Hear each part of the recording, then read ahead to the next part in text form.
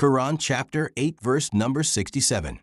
It is not fit for a prophet that he should take captives until he has thoroughly subdued the land. You, believers, desire the goods of this world, while Allah desires for you the hereafter. And Allah is Almighty, All-Wise. This verse was revealed after the Battle of Badr, the first major battle between the Prophet Muhammad and those who persecuted him and his followers in Mecca. After this battle, Muslims took many prisoners of war captives. Some of the Prophet's companions suggested freeing them in exchange for money, ransom, a common practice in warfare at that time. However, Allah revealed this verse to teach a moral and spiritual lesson. 1. Prophets do not fight for worldly gain.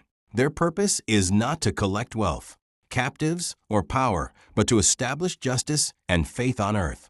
2. Until he has subdued the land means a prophet's mission is to ensure that truth and justice prevail, and that the enemies of truth who oppress others are no longer in power. Only after that can prisoners be taken or freed.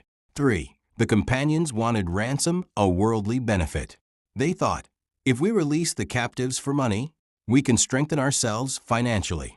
But Allah reminded them, you want this world, but Allah wants the hereafter for you. Meaning, don't be driven by short-term material gain. Think of the long-term moral and spiritual goal, pleasing God and building a just society. For Allah is Almighty, All-Wise. He knows what is best for you. His commands are not about cruelty, but about wisdom, justice, and purity of purpose. The bigger lesson is, for anyone Muslim or not, this verse teaches that true victory is not about defeating enemies for wealth or power. It's about moral strength, self-control, and serving a higher purpose. God wants humanity to rise above greed and focus on lasting values, justice, mercy, and righteousness.